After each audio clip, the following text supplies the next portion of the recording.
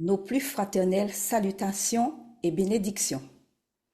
Puisse la présence de Dieu impacter notre vie et que notre relation unique et précieuse avec lui soit de plus en plus cultivée et orientée pour ce qu'il a prévu de meilleur pour le plein épanouissement de sa créature. C'est un grand plaisir de vous accueillir.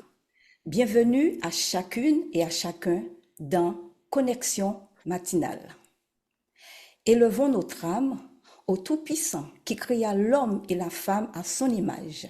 Marisette, en communion avec nous, adressera une prière à Dieu.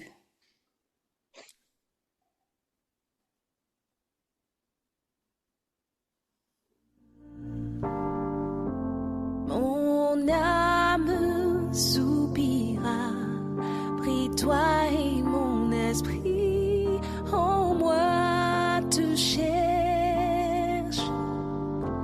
Toi seul est le désir de mon cœur et je vis pour t'adorer. Tu es mon bouclier, ma force, le roc sur qui j'ai fondé ma vie. Toi seul est le désir de mon cœur et je vis pour t'adorer.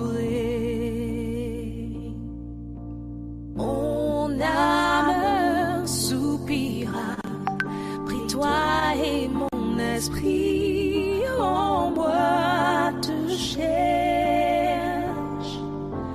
Toi seul est le désir de mon cœur et je vis pour t'adorer.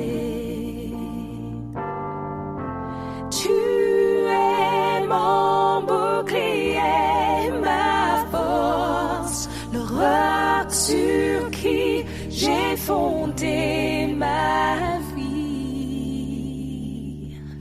Toi seul est le désir de mon cœur et je vis pour t'adorer. Toi seul est le désir de mon cœur et je vis pour t'adorer. Tu es mon bouclier, ma force, le roc sur qui j'ai fondé ma vie. Toi seul est le désir de mon cœur et je vis pour t'adorer. Toi seul est le désir de mon cœur et je vis pour t'adorer.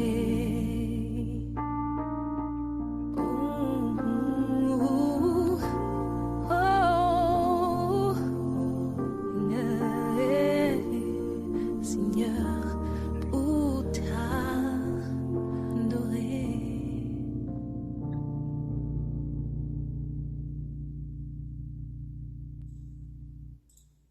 Merci à la technique d'avoir diffusé ce beau chant qui avait pour titre « Mon âme soupire après toi ». Comme je l'ai dit juste avant le chant thème, donc je vais le redire, nous allons élever notre âme au Tout-Puissant qui créa l'homme et la femme à son image. Marisette, en communion avec nous, adressera une prière à Dieu. Bonsoir à tous, gloire à Dieu. Inclinons la tête.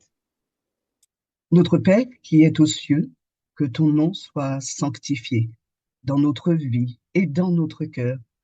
Que ton règne vienne en nous, afin que nous fassions ta volonté.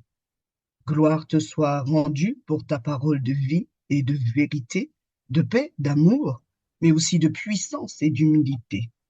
Nous te rendons grâce, Seigneur, pour ta bienveillance et ton immense grâce manifestée en notre faveur à la croix. Donne-nous de ne pas être des cœurs oublieux, mais que Seigneur, au contraire, toujours, nous soyons reconnaissants envers toi et dans ta puissance, que ton esprit remplisse cet espace, ce lieu où se déroule ce temps particulier. Bénis ton serviteur que tu as choisi, Seigneur, afin de parler en ton nom. Donne-lui une langue exercée, légère. Donne-nous aussi d'être des cœurs à l'écoute de ta parole, de l'enseignement que tu as à travers lui à nous transmettre.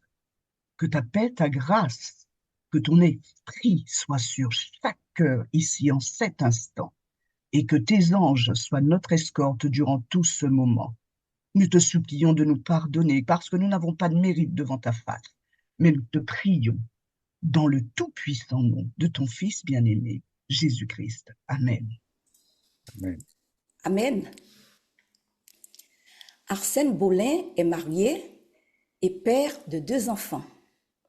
Il est diplômé de différents masters en théologie, finance, ressources humaines, psychologie et sexologie.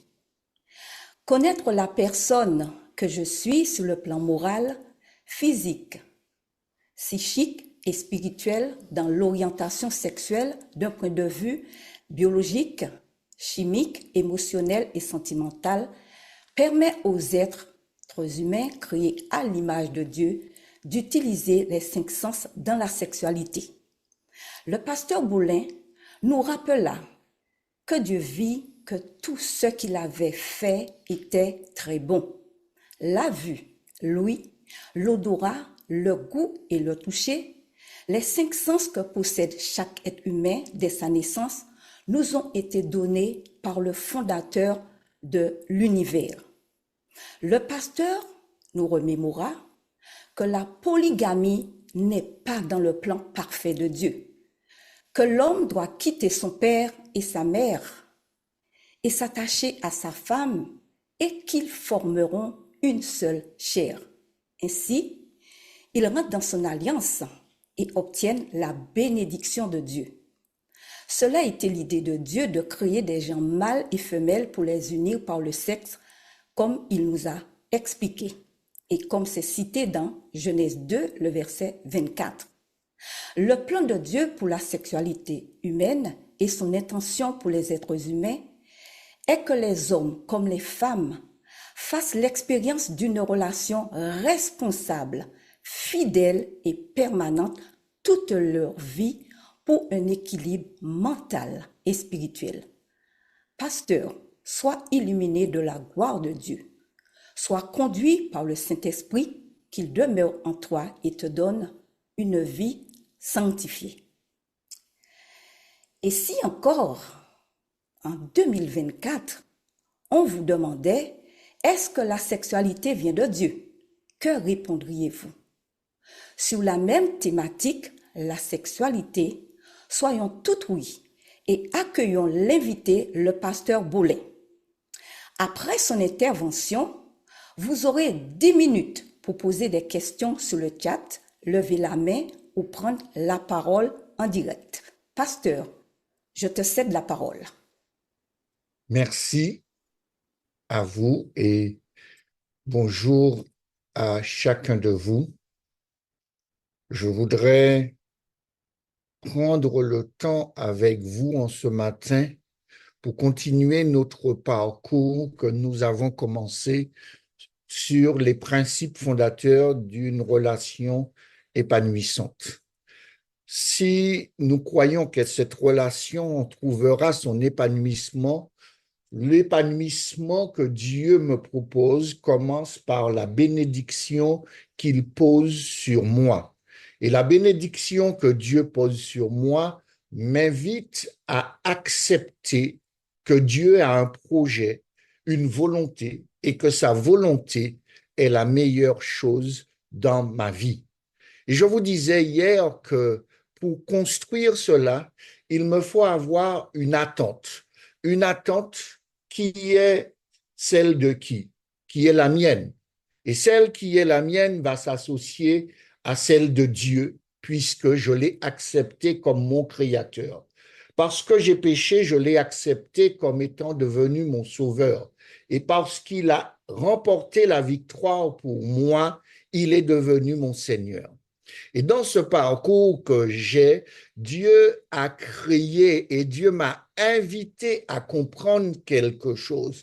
Il m'a invité à atteindre le bonheur grâce à une vie sexuelle épanouie. Et cette vie sexuelle qui va trouver son épanouissement va répondre à un certain nombre de choses. Zéro devoir. Parce que certains d'entre nous aujourd'hui aiment employer l'expression je fais mon devoir conjugal. Et c'est dans cette même dérive, dans cette même déviance que nous avons changé la phrase des origines qui est le mariage, c'est pour le meilleur et pour la vie. Nous l'avons construit en disant c'est pour le meilleur et pour le pire. Alors que le devoir conjugal n'existe pas dans le bonheur d'une grâce infinie. À partir de cela, je prends en compte l'érotisme, la bienveillance, profiter des moments d'intimité respectueux et alors je suis celui qui va devenir créateur de la réussite du projet. Et dans cette création que je vais prendre en compte, je vais découvrir ces principes que Dieu a mis en place. Mais si je ne suis pas au départ en accord avec les principes fondateurs, il est sûr qu'il y aura un problème. La rencontre que je fais, la rencontre que je découvre dans la sexualité, c'est aussi celle qu'Ève a dit, j'ai fait un enfant avec l'aide de Dieu. Et cette rencontre-là va faire que j'aurai une intimité avec Dieu le Père, Dieu le Fils et Dieu le Saint-Esprit. Et dans ce plan parfait que Dieu a créé, il a mis en nous un fonctionnement qui n'est pas spirituel, mais qui est chimique et biologique, et qui est aussi émotionnel et sentimental. La spiritualité est cette rencontre personnelle que j'ai avec Dieu qui sera en accord avec le plan du salut. Mais le plan du salut que j'accepte et que j'adhère pleinement n'est pas le plan que Dieu a créé pour pouvoir trouver une vie épanouissante qui est sur la sexualité. Alors, je reprends et je le redis, car si je veux avoir la vie éternelle ne va pas se baser sur la sexualité, il est basé sur l'acceptation de Jésus-Christ dans ma vie. Et même sans avoir un partenaire, ma vie éternelle est garantie. Et à partir de ça, cette rencontre avec Dieu qui va se faire de manière intime et qui va se faire dans une intimité avec le partenaire va fonctionner ainsi. Dieu a mis en nous, dans le corps que j'ai, il a mis en moi un certain nombre de choses pour pouvoir me permettre que cette rencontre puisse devenir extraordinaire. Vous savez, lorsque vous faites une rencontre avec quelqu'un, vous avez 3 ans. Et pendant ces 3 ans, vous allez subir des changements chimiques et des changements qui seront basés sur le désir. Et ce désir-là, Dieu va vous accompagner au travers de procédés chimiques qu'il a mis dans notre corps pour pouvoir fonder l'essence même de cette relation. Le chiffre 3 représente ce que j'accepte la présence de Dieu dans sa totalité dans notre vie. Alors pendant 3 ans, j'aurai ceci en moi. Premièrement, il y aura cette ocytocine, cette hormone qu'on appelle l'hormone de l'amour, l'hormone qui va créer le lien, qui va créer l'attachement chez la femme et qui va faire que dans le sperme de l'homme, lorsqu'on va coucher ensemble, il y aura un attachement chimique qui va se faire et qui va laisser une empreinte dans mon corps qui sera cette mémoire d'amour qui construira la relation. Et cette mémoire d'amour qui sera là, il ne sera plus le désir, mais il sera vraiment une construction basée sur un souvenir d'une réussite qui a commencé au travers d'un désir. Et la deuxième chose que Dieu va mettre en moi, c'est dopamine. Et cette dopamine, cette hormone du plaisir que Dieu met aussi en moi, qui va faire que ce lien-là va devenir encore plus intense, plus fort, plus puissant, que je devrais encore me dire, waouh! Et ce qui est intéressant de comprendre, qu'au fil du temps, à la fin des 3 ans, cette ocytocine, cette dopamine va reprendre un taux normal et va sortir du taux qui était comme une sorte de drogue qui était là et qui va m'inviter à sortir, non de sortir d'une réalité qui est une réalité, on va dire, virtuelle, mais dans cette réalité virtuelle, j'ai appris à construire, j'ai appris à m'éduquer. Et si seulement, et seulement si, le départ de la relation est basé sur l'amour et non sur le désir. Si le désir construit la relation parce que je te désire, j'ai envie de toi, j'aime voir qui tu es, mais je n'aime pas ta personne, à la fin de ces 3 ans, tout cela va s'écrouler. Et à la fin du parcours, et même quand ces 3 ans ont lieu avant le mariage et que j'ai déjà cette intimité, quand je vais arriver dans cette relation, ma raison va prendre le dessus et quand ma raison prend le dessus, qu'est-ce qui se passe? Ah ben, je vais annuler le processus et après 5 ans maximum, on verra un taux de divorce élevé.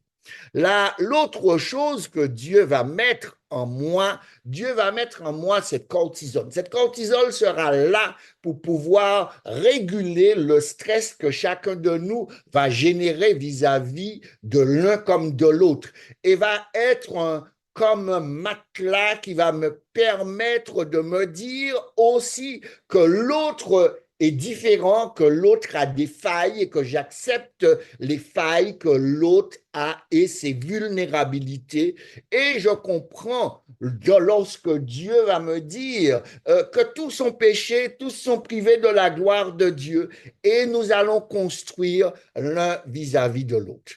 À partir de cela, il va aussi me donner cette endorphine. C'est lorsque je construis cette hormone du plaisir qui est là, qui va vraiment créer cette action du paroxysme, cette action qui va créer cette fusion des corps qui va construire vraiment avec lui et avec mon partenaire. Si je comprends cela, je me dis, oui, je suis capable avec Dieu, de comprendre qu'il m'accompagne pendant le processus de la naissance. Et dans le processus de la naissance, on va sortir à ce moment de ce que l'apôtre Paul dit, lorsque j'étais enfant, je parlais comme un enfant. Maintenant, je suis devenu homme, j'ai fait disparaître tout ce qui était de l'enfant pour pouvoir construire une relation d'adulte, car Dieu accepte et m'aide dans ma construction dans l'enfance, mais il m'invite aussi à sortir de cette enfance.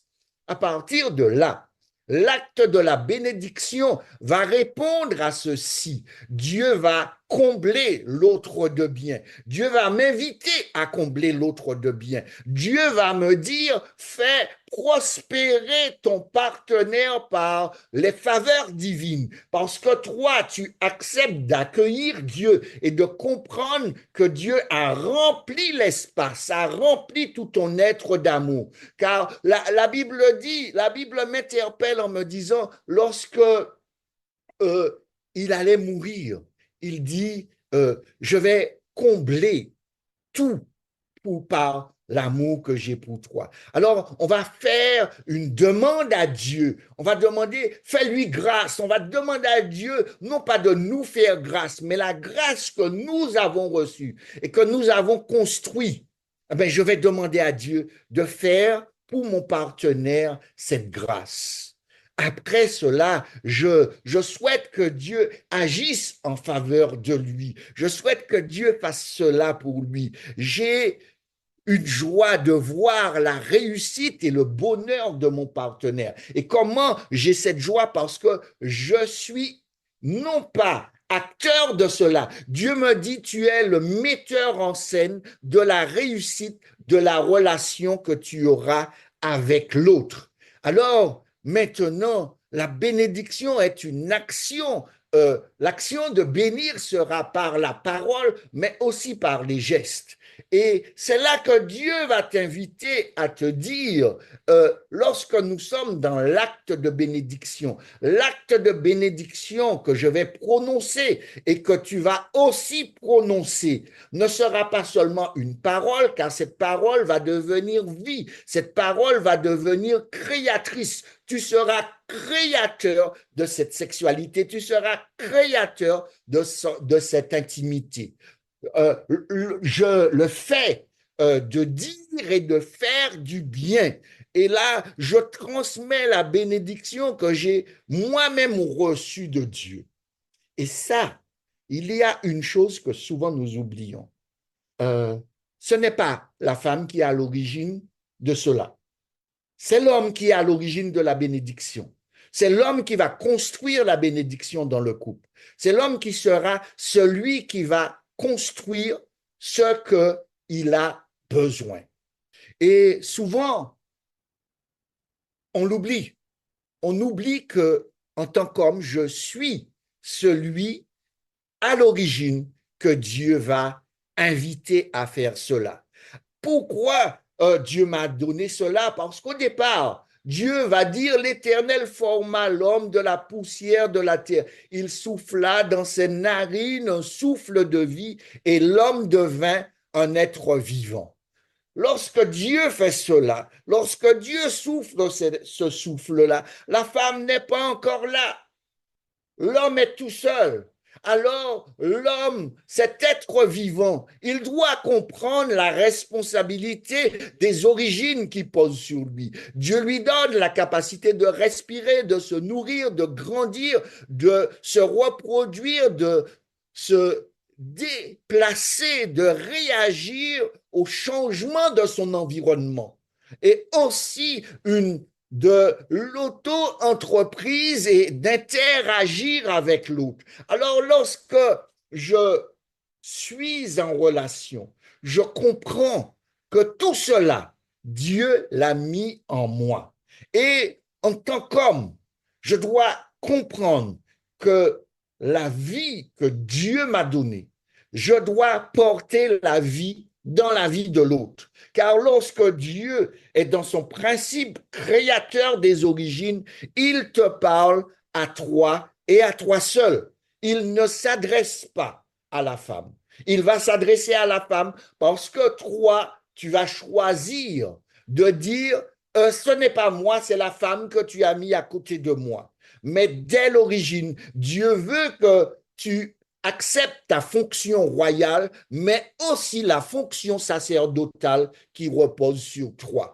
Et à partir de cette fonction sacerdotale, on voit bien que Dieu donne cet ordre à l'homme. Et les 4 fois où Dieu est dans la relation avec toi, sachant que le tu aussi est une fonction royale, mais le tu est aussi une fonction où tu es accusé si tu ne remplis pas les conditions que Dieu te demande. Tu pourras manger, tu ne mangeras pas, tu mangeras, tu mourras. Et là, on voit bien que Dieu insiste bien sur cette primauté des origines. Et là, l'homme doit comprendre ce qu'est la primauté des origines. La primauté des origines n'est pas vous, mais tu. Et c'est pour cela que lorsque je suis dans le principe de la relation, j'accepte ce que Dieu me dit. Dieu me dit dans le principe des origines, j'ai une fonction royale, mais une fonction sacerdotale. Et cette fonction sacerdotale est être celui qui va comprendre, qui va instruire, qui va créer, car tu apportes la vie dans la vie de l'autre, parce que au départ, ce n'est pas la femme qui manque quelque chose, c'est toi qui manques quelque chose. Et ce qui te manque, là, Dieu te dit, ben, je vais le symboliser dans les 4 fois. Et dans les 4 fois, quand je prends le livre d'Ézéchiel au chapitre 37, il va dire qu'il va faire souffler des 4 vents, des 4 extrémités de la terre ce vent. Et quand Dieu fait souffler ces 4 vents, il dit pour que lorsque je fais souffler ces 4 vents, il y aura, tu vas ramener de la vie. Alors, les eaux qui sont desséchées, oui, tu vas ramener de la vie. Alors, si tu choisis de rentrer dans le plan de Dieu, si tu choisis de dire, je rentre dans l'alliance de Dieu, à ce moment-là, qu'est-ce que je fais? Je vais souffler des 4 vents sur mon partenaire. Et pour faire quoi? Pour ramener la vie dans la vie de l'autre. Et que lorsque je ramène cette vie, la sexualité sera non pas ce qui ramène la vie, mais le summum de l'exécution de ce qui se fait comme étant cadeau de Dieu, comme étant réalisation parfaite que Dieu me propose. Et quand Dieu me propose cela, il me dit, il n'est pas bon que l'homme soit seul. Oui, monsieur, ce n'est pas la femme, c'est toi qui ne voulais pas être seul. Alors, le deuxième principe fondateur, l'homme soit seul. Il cherchait une aide semblable à lui. Et ça, je voudrais vraiment insister avec vous maintenant, mesdames. Et le texte dit, l'homme donna des noms aux animaux. Comme Dieu lui avait donné, il ne trouva pas d'aide semblable à lui. Lorsque l'homme construit une relation, il ne va pas, il est dans un principe, on va dire, dit égoïste. Et ce principe dit égoïste, il va chercher non pas une partenaire pour pouvoir simplement l'aider, mais il va chercher un partenaire semblable à lui. Il va chercher un partenaire pour construire une relation par rapport au bon qu'il a. Alors, si dès que la relation commence, vous observez que cet homme, dans sa démarche, cherche une servante, ben, je ne veux pas être servante. Alors, je dis non à ce qu'il me propose. Je ne vais pas dire que au fil du temps, il va changer. Non, il ne va pas changer.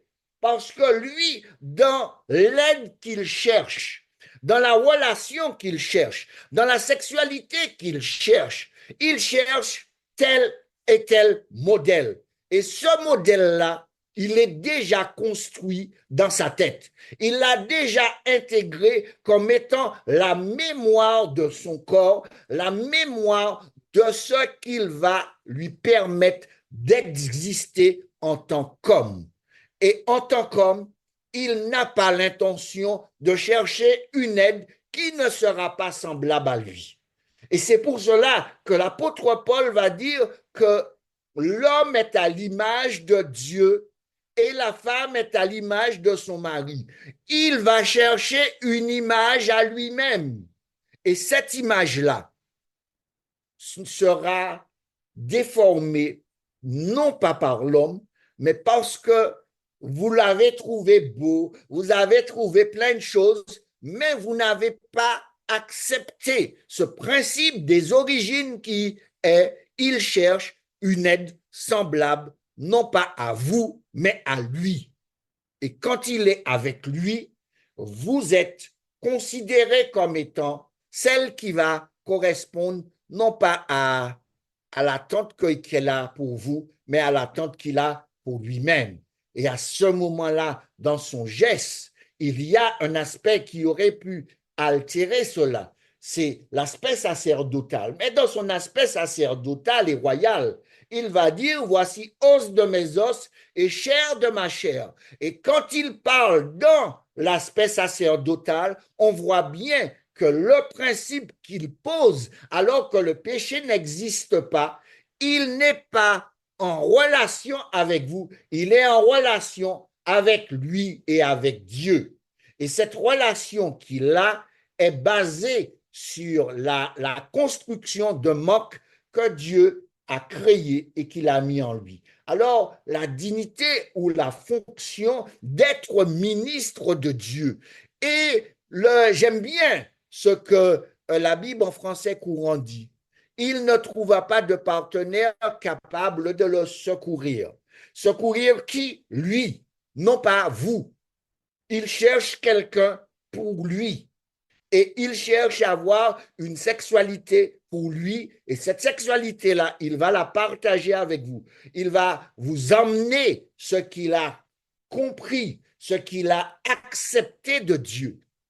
Mais si son principe est déformé, il ne sera pas en accord avec vous. Car cet accord-là qu'il doit avoir avec vous doit être compris aussi par l'homme que la côte, que la femme est sortie de lui. Parce que cette femme qui est sortie de lui, il doit aussi comprendre que c'est de manque. Et ce manque-là est basé sur une solitude qu'il vivait. Alors, si vous voulez avoir une belle relation, une belle sexualité, regardez si cet homme, dans sa construction, est-ce que lorsqu'il s'approche de vous, c'est basé sur un désir et un désir qu'il ne construit pas, mais qui est animal, ou est-ce qu'il est basé sur une solitude qui est celle de la solitude primaire, celle des origines? Et celle des origines, la solitude des origines est une solitude de construction, est une solitude créatrice, est une solitude qui apporte la vie et qui va remplir votre vie du bonheur qu'il a à offrir, de ce qui sort de lui. Et ce qui sort de lui, dès l'origine, lorsque Dieu me dit, il n'en était pas ainsi au commencement. Au commencement, lorsque l'homme a ce manque, lorsque l'homme vit cette solitude, c'est du bonheur qu'il veut apporter. Alors vérifiez, est-ce que ce bonheur qu'il veut apporter n'est pas simplement une animalité qu'il veut vivre qui sera basée sur le sexe. Non, une animalité qui est basée sur le sexe, mais qui est basée sur l'amour, qui est basée sur le fait, je veux remplir la vie de l'autre de l'amour que j'ai reçu de Dieu. Et là, quand je comprends cela, je vis cette relation dans une intensité que je sais que la solitude que l'homme est en train de vivre, c'est de l'amour qu'il a à me porter. Je vous remercie pour cela. Que Dieu vous bénisse en ce matin. Merci. Je m'arrête là pour ce matin. Voilà. Pasteur, nous te Oui. remercions de nous avoir donné des rouages par rapport au fait que Dieu ne veut pas que la sexualité soit négligée, mais en tout cas, il veut vraiment pour le bonheur de l'homme et de la femme, le fait qu'ils entrent dans son plan puissent s'épanouir pour tout un chacun. Et merci parce que, comme tu l'as si bien souligné, c'est à l'homme de construire la bénédiction dans le couple. Combien il est important que l'on parle de la sexualité dans nos familles et dans nos églises. Cela ne doit pas être un sujet tabou. La Bible n'est pas silencieuse sur le sujet et nous ne pouvons pas l'être non plus. Il faut, je le pense, organiser des rencontres de partage, des retraites pour les couples, pour les jeunes, pour les célibataires, où ces sujets sont abordés sans crainte. Dieu veut former et transformer nos vies dans tous les domaines et ce domaine n'est pas le moins important. Que Dieu te bénisse. C'est le moment de poser des questions, cher auditoire. Donc, le pasteur se fera un réel plaisir de vous répondre. Vous pouvez écrire dans le chat, vous pouvez lever la main ou sinon, vous pouvez prendre la parole en direct.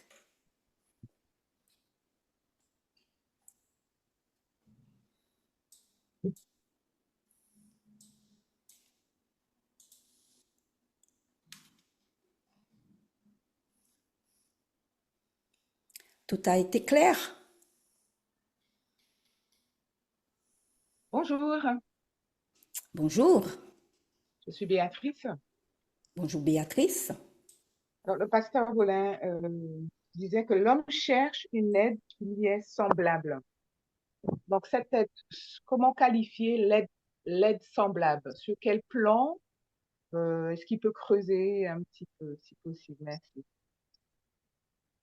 Oui, lorsque l'homme cherche une aide semblable, au commencement, l'homme est en train de donner des noms aux animaux, d'accord? Et quand il donne les noms aux animaux, il voit des chats, des chiens, il voit toutes sortes d'animaux, mais il ne trouve pas euh, une aide qui le ressemble. Lorsque aujourd'hui un homme cherche une partenaire de vie, il a un certain nombre de critères qui est les critères des origines. Déjà, on va dire l'apparence physique, euh, la manière dont la personne parle, la manière dont la personne va se mouvoir. On cherche tout ça. Après, la première chose que l'homme cherche, c'est dans la relation et c'est déjà d'utiliser sa vue. D'accord? Et sa vue va déjà répondre à l'attente physique qu'il a. Et de cette apparence qu'il a, il va s'approcher, il va discuter et il va aussi voir est-ce que cette femme va répondre à ce qu'il souhaite. Et différentes choses. Hein. Il va regarder euh, euh, est-ce qu'elle sera une bonne mère? Est-ce qu'elle sera une bonne épouse, une bonne amant? Est-ce qu'elle va être cette femme qui a envie de partager avec moi ou simplement ce que je cherche? Y a certains hommes qui vont vous dire, moi, j'ai besoin d'une femme qui sache faire à manger parce que pour lui, dans le schéma qu'il est en train de construire, il a besoin de quelqu'un qui va pouvoir faire le ménage. Alors, l'aide que l'homme cherche est basée à la fois sur les attentes qu'il a, mais aussi sur l'éducation parentale qu'on lui aura donnée. Et cette éducation parentale-là est inscrite en lui. Et c'est ça qu'on appelle la mémoire du corps. Et cette mémoire va se transmettre dans les générations. Vous allez voir, les parents fonctionnent comme ça, les grands-parents fonctionnent comme ça. Ils ont transmis une éducation. Et c'est pour cela que je demande aux femmes de faire très attention lors des préparations, de leur dire, est-ce que cet homme au-delà de sa beauté, au-delà de tout ce qui est euh, que vous prenez comme critère, est-ce que le critère d'être soit une servante, soit d'être quel que soit ce qu'il propose, correspond à l'attente que vous avez d'une relation avec un homme? Si ce n'est pas le cas, arrêtez cela parce que ça va conduire au divorce. Et c'est ça que je voudrais vous interpeller. Il y a deux autres questions dans le chat. Donc la première, pouvez-vous revenir sur la raison, les sentiments et les émotions? Hier, vous avez parlé de la raison qui prend le dessus quand il y a un désaccord entre les émotions et les sentiments. Est-ce que tu peux expliquer Oui. cela?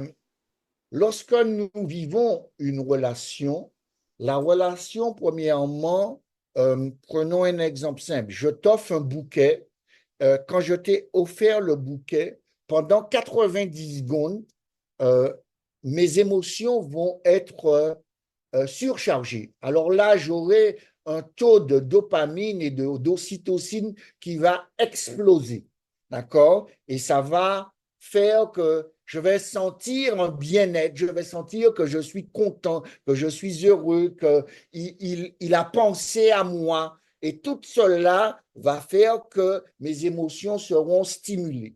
Et si, quand il offre le bouquet, les conditions sont réunies, au-delà de ces 90 secondes, ça va se transformer pour s'installer en sentiment, car le sentiment est une action qui dure dans le temps et qui peut s'installer de manière permanente. Et c'est là que Dieu m'invite à comprendre une chose, que si je t'offre un bouquet, et ce même bouquet que je t'offre, au lieu de te dire, parce que j'ai fait quelque chose de mal, de te demander pardon, d'accord? Et je préfère t'offrir le bouquet et de ne pas te dire, je te demande pardon pour les mauvaises choses que j'ai faites. Alors, pendant 90 secondes, Dieu va m'interpeller par son Saint-Esprit pour me dire, au-delà du bouquet, demande-lui pardon, demande-lui et dis-lui que ma conduite n'a pas été correcte. Et souvent, nous ne faisons pas cela. Nous pensons que le bouquet aura résolu l'affaire. Alors, qu'est-ce qui va se passer? Ce ne sera plus la joie, l'amour, ce sera la colère, ce sera la frustration qui va s'installer. Et quand cette frustration, quand cette colère s'installe, ces 90 secondes-là, si je n'ai pas pris conscience que le Saint-Esprit est en train de me dire, l'action que tu fais manque quelque chose. Il manque l'acte qui va emmener la réconciliation.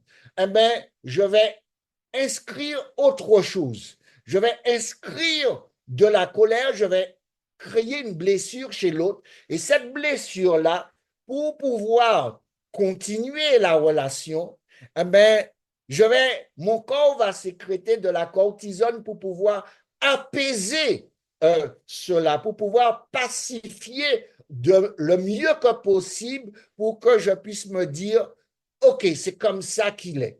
Mais quand je fais cela, et que je le répète, et que je le répète, mes sentiments et mes émotions, à un moment, va réveiller quelque chose qui est ma raison. Et ma raison, quand il va prendre le dessus, va dire, ça fait 10 ans que je vis avec lui, à chaque fois qu'il a commis une situation, il ne m'a jamais demandé pardon. Et je n'ai plus envie de vivre cette situation. Et qu'est-ce que je fais quand je n'ai plus envie de vivre cette situation? Je dis, c'est fini. Ou je dis, je vais fixer un temps. Et quand ma raison fixe un temps, il va continuer. Il va faire son devoir conjugal. Il va faire son devoir à la maison. Et que lorsque les 15 ans que je m'étais accordé, mon corps va faire une répulsion totale de l'autre et il y aura rien qui fera de le réunir puisque la raison s'est installée dans sa totalité comme un bulldozer pour dire que depuis toujours, ce que tu pensais exister n'a jamais existé. Alors, pour cela, je vais reprendre ma vie pour mettre de la vie dans ma vie. Voici ce qui se passe. Une deuxième question. Que faire face au traumatisme passé de l'un ou l'autre des conjoints qui causent des difficultés dans le couple? Les traumatismes passés, nous les avons tous. Il y a une chose que chacun de nous devra accepter, que les traumatismes du passé doivent se faire aider et accompagner. Et lorsque je suis conscient que ces traumatismes-là impactent la vie du couple, impactent la relation et fait que la relation ne se vit pas dans sa totalité, il est important de se faire aider. Je suis souvent triste de constater que nous sommes comme la Bible dit, les démons croient que Dieu existe. Alors, mais au-delà de cela, ils ne l'acceptent pas et ne changent pas. Et je vois beaucoup de personnes qu'ils voient, qui font du mal à leur partenaire, qui font du mal à eux-mêmes, et que Dieu est en train de leur dire, mais il faut que tu arrêtes cela. Il faut pas continuer dans ce sens. Et jamais dans la Bible, Dieu ne va dire à celui qui fait du mal, continue à faire du mal. Dieu ne va jamais dire à celui qui fait du mal, supporte. Il va dire à celui qui fait du mal, arrête de faire du mal, arrête de détruire, construis. Tu n'es pas appelé à détruire, tu es appelé à construire. Et ces traumatismes-là, OK, c'est vrai que ça va m'inviter à retourner dans mon passé. Ça va être très douloureux, mais cette douleur qui est là va sortir, car quand je l'entretiens, quand je le garde en moi, il prend toute la place et il devient supérieur à ce que je suis et à la relation que j'ai. Et c'est pour cela qu'il me faut me faire aider. Et me faire aider n'est pas simplement d'aller forcément voir un thérapeute. Je peux faire un travail sur moi tout seul. Je fais faire un travail avec mon partenaire. Déjà, le premier travail avec mon partenaire, c'est déjà de connaître et de se raconter ce qu'on a vécu dans le passé, ce qui s'est passé, et que la compréhension, la bienveillance que le partenaire aura va aussi m'aider à me dire je suis prêt à me faire aider.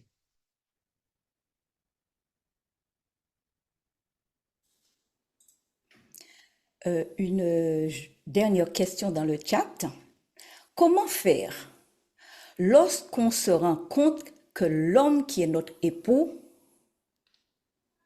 attend de nous les mêmes attentes qu'il a de sa mère, mis à part la relation conjugale?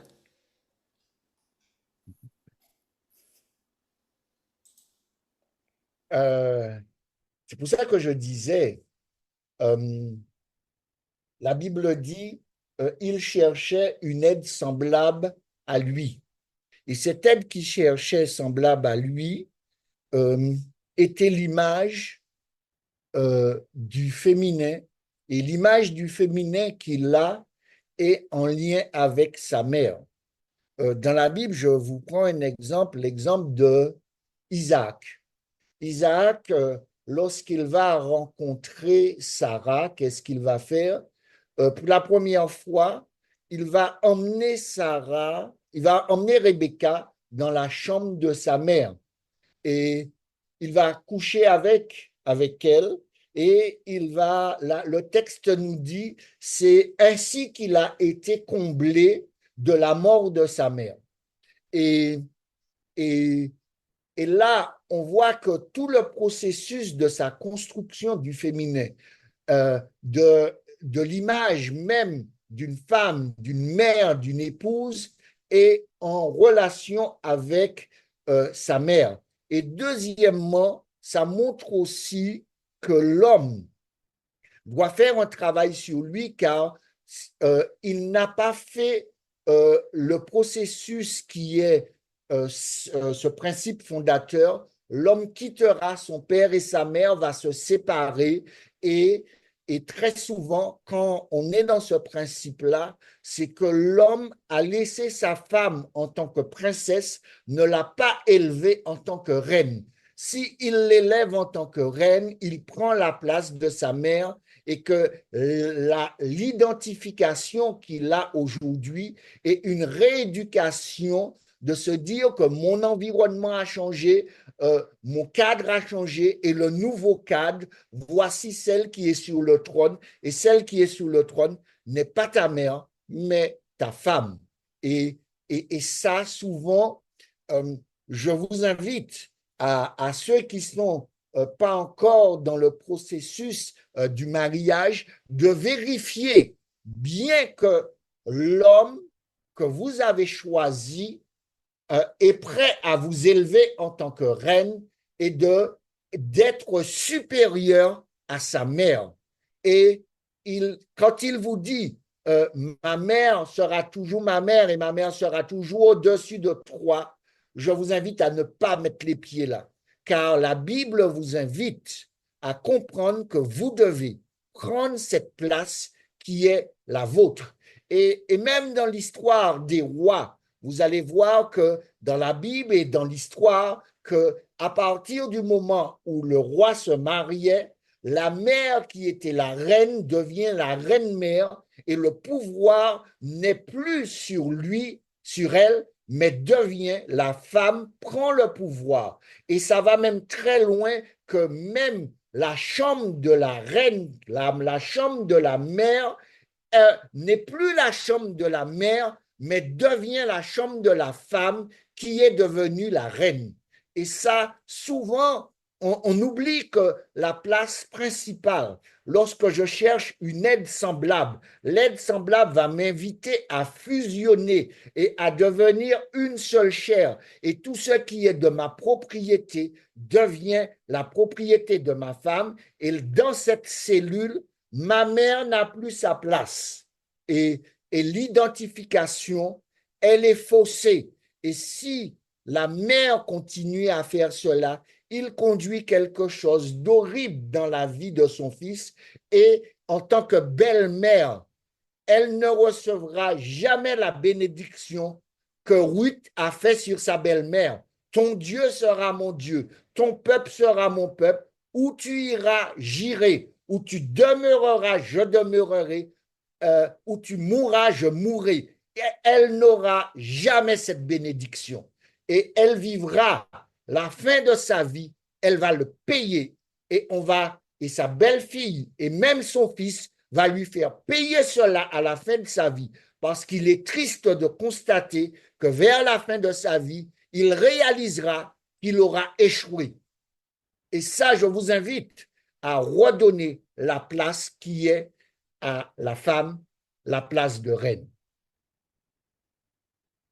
Ben, pasteur, tu es vraiment remercié pour tous les éléments clairs et nets que tu as apportés aux différentes questions qui ont été posées.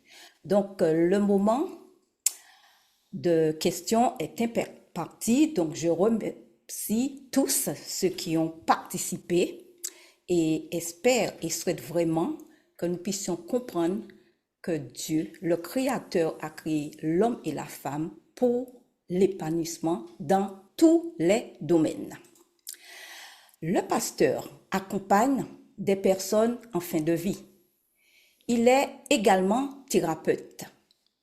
Pour les personnes qui souhaitent rentrer en contact avec lui, même s'il a un agenda surchargé, ce ne sera pas possible parce que son agenda est très surchargé. Cependant, il peut suivre les jeunes de 8 à 16 ans et les personnes âgées à partir de 60 ans.